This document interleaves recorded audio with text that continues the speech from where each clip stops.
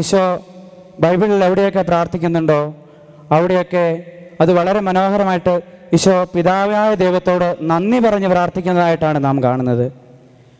മർക്കോസിൻ്റെ സുവിശേഷം 5-ാം അധ്യായത്തിലും 8-ാം അധ്യായത്തിലും അപ്പം വർദ്ധിപ്പിക്കുന്നതിന് മുമ്പ് അവൻ പിതാവായ ദൈവത്തിന് കൃതജ്ഞത അർപ്പിക്കുന്നു.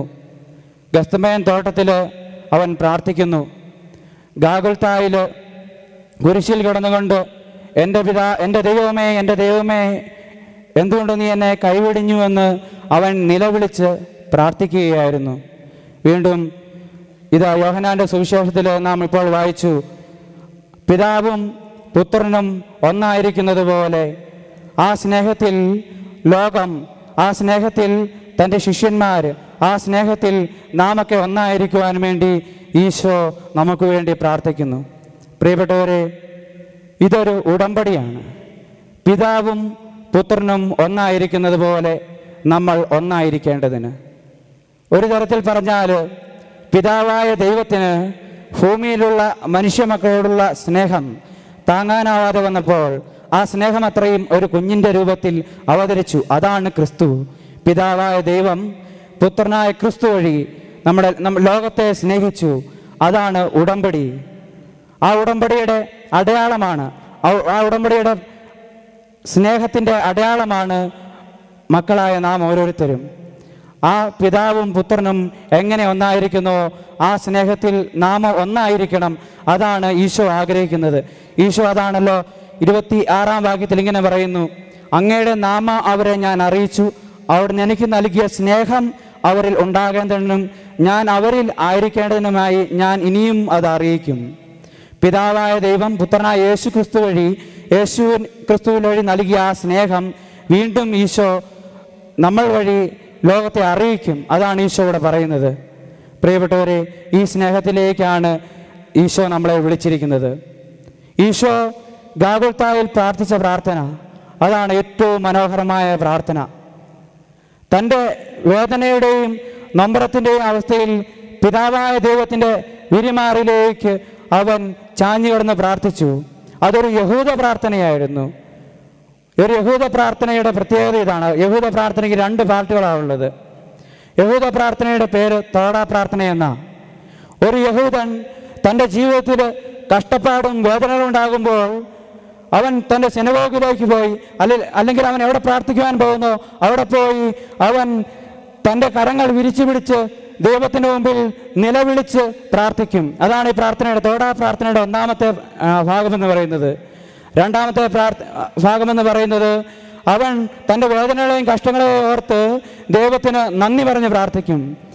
ഈശോ ഇങ്ങനെയാണല്ലോ കുരിശിൽ പ്രാർത്ഥിച്ചത്, എൻ്റെ ദൈവമേ എന്തുകൊണ്ട് നീ എന്നെ ഉപേക്ഷിച്ചു എന്ന്. പ്രിയപ്പെട്ടവരെ, ആ പ്രാർത്ഥന എന്ന് പറയുന്നത് സങ്കീർത്തനങ്ങളുടെ പുസ്തകത്തിൽ നിന്നും ഈശോ സങ്കീർത്തനങ്ങൾ ഉരുവിട്ടുകൊണ്ട് പ്രാർത്ഥിച്ചതായിട്ടാണ് നാം വായിക്കുന്നത്.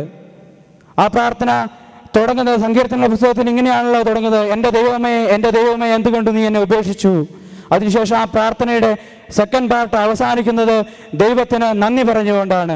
അപ്പോൾ പിതാവായ ദൈവത്തിന് യേശു ക്രിസ്തു കുരിശിൽ മരിച്ചപ്പോൾ നന്ദി പറഞ്ഞുകൊണ്ട് പ്രാർത്ഥിച്ച ഭാഗമാണിത്. പ്രിയപ്പെട്ടവരെ, ഈശോ നമ്മളോടും ഇത് തന്നെയാണ് പറയുന്നത്. നിങ്ങൾ ഭൂമിയിലായിരിക്കുമ്പോൾ നിങ്ങൾക്കുണ്ടാകുന്ന കഷ്ടപ്പാടിലും വേദനയിലും പിതാവായ ദൈവത്തിന് നമ്മളെ തന്നെ സമർപ്പിച്ചുകൊണ്ട് നന്ദി പറഞ്ഞ് പ്രാർത്ഥിക്കുവാനുള്ള ഒരു ആഹ്വാനം. നമ്മൾ എന്തു പ്രാർത്ഥിച്ചാലും അത് നമുക്ക് ലഭിച്ചു എന്നുള്ള ഉറപ്പിലൂടെ നന്ദി പറഞ്ഞ് പ്രാർത്ഥിക്കാനുള്ള ഒരു ആഹ്വാനം. അതുതന്നെയാണല്ലോ ലാസറിൻ്റെ കല്ലറയെങ്കിൽ ചെന്നിട്ട് കർത്താവ് ഇങ്ങനെയാണ് പ്രാർത്ഥിക്കുന്നത്, പിതാവേ എൻ്റെ പ്രാർത്ഥന കേട്ടതിനാൽ നിനക്ക് ഞാൻ നന്ദി പറയുന്നുവെന്ന്. ഈശോ പ്രവർത്തിച്ചപ്പോഴും പിതാവായ ദൈവത്തിന് നന്ദി പറഞ്ഞ് നന്ദിയുടെ ഒരു ജീവിതമാക്കി നമുക്ക് മാതൃകയായി അവൻ കുരിശിൽ മരിച്ചു. നമുക്കും നമ്മുടെ ജീവിതങ്ങളെ കർത്താവിന് മുമ്പിൽ വിട്ടുകൊടുക്കാം. നന്ദിയുടെയും കൃതജ്ഞതയുടെയും ഒരു ബലിയായി ഈ അൾത്താരയിലേക്ക് നമ്മുടെ ജീവിതങ്ങളെ വിട്ടുകൊടുക്കാം.